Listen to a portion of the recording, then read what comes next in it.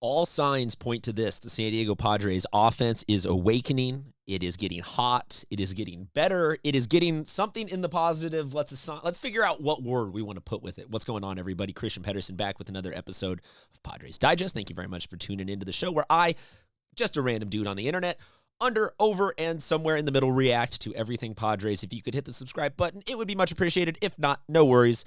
Let's talk about some baseball. I say the San Diego Padres offense is getting hot. I want to revisit something. We're going back a couple days here. I did a video already just on the quote here from Mike Shildt, but he, at the end of the Dodgers series, was talking with reporters, and he said, set up to potentially 7 series wins in a row are coming.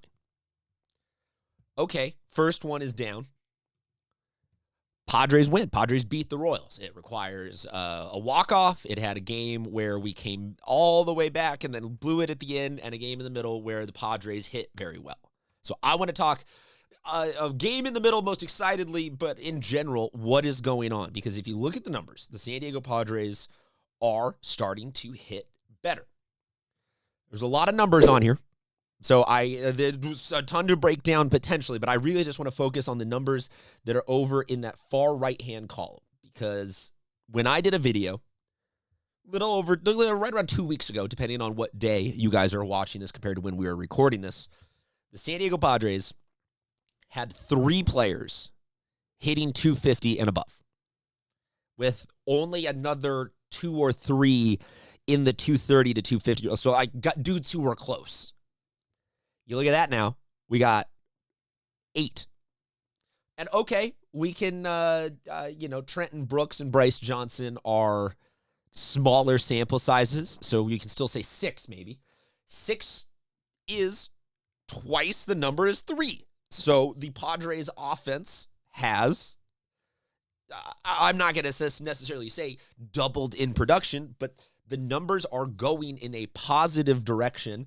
And I think it's big to look at, like the inverse of what we said with getting rid of Johnson and Brooks from those numbers, the guys that are included here. Jackson Merrill is Baxon Merrill. He is back to being in the rotation. He's back to being in the lineup. I think let's hope for no more freak hammies or heads or anything. Like, he's gotten it hopefully all out of the way. He can keep hitting well. And actually actively having that in the lineup, because when we did this video last time, he was not in the lineup. He was out with a concussion.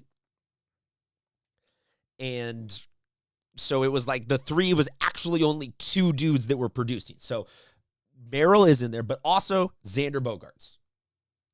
Up over 250. He seemed to figure it out with the Dodgers series. Or if you want to dig into maybe who's been posting amongst the San Diego local hitting gurus, some Xander-specific stuff. Maybe Xander's found a new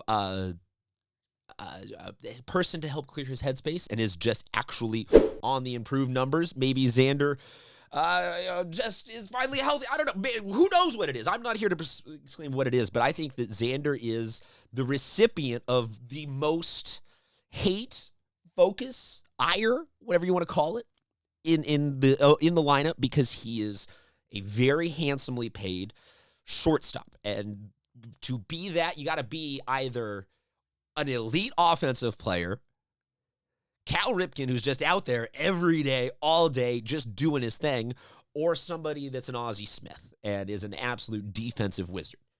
Xander is none of those specifically right now. And I get that him hitting over 250 isn't like,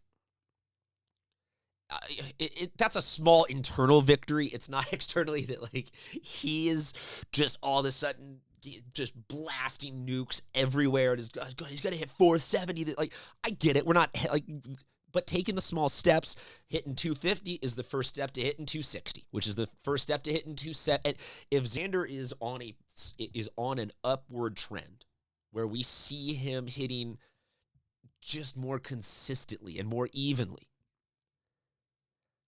then we've got Merrill back, and we've got 6 guys in our lineup day in and day out, because now Sheets seems to, between DHing and left field, be a really basically is an everyday player now, more or less. We've got 6 out of the 9 guys in our lineup hitting really, really well. Not featured on this list is Jake Cronenworth. He's at 241. 250 was just kind of the arbitrary. It's just a really nice, even round number. Being that if you are over 250, you're doing better than 1 out of 4, and is easy for the mind to wrap around.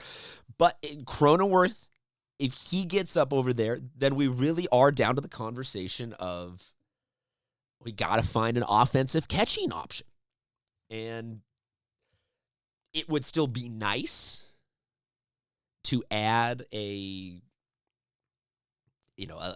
Duran or somebody out there in the bigger scheme. Like, oh, that's a great left fielder. And we did finally DFA Haywards. The universe is healing, and maybe just everything is going to head in the right direction. But if we have the platoon with Sheets kind of figured out in left for now, and if we have Xander hitting better, like you start checking all these marks, it points, for me, all signs are now pointing to the offense is in aggregate getting better, and is heading in a way that it makes Mike Shildt talking about winning 7 series in a row being more feasible, more realistic, and less managerial propaganda. I think that the Phillies and the Nationals are both decent tests. That is some of the teams that the Padres have coming up on the next couple of series. I think that they're not necessarily the hardest, not necessarily the easiest. Like, they're good tests. So if the Padres even win 5 of those 7 series, that's awesome. That's kick-ass. Sandwiched in there to close out June, Padres got Reds and Phillies. Then, past that, I don't need to waste. We've got National, Reds, Phillies. Past that, I don't think we need to waste it because injuries could happen. Guys could come back. Things could change. Let's talk just for the here and now. But these next couple of series, we could see the offense actually consistently keep us in games. And if we are looking at, like I said, 6, 7 dudes in the lineup, all hitting 250, all trending in that right direction, all moving up, and that including Jackson Merrill up there at the 300 clip, actually day-to-day in the lineup consistently all the time. I like where we're at. I don't hate it. I don't love it, because obviously we're still 5+, depending on when you watch this, games back of the Dodgers, and we lost enough to the Dodgers specifically to be like, we're concerned. But I think there's teams that are good tests. I think the team is headed in the right direction.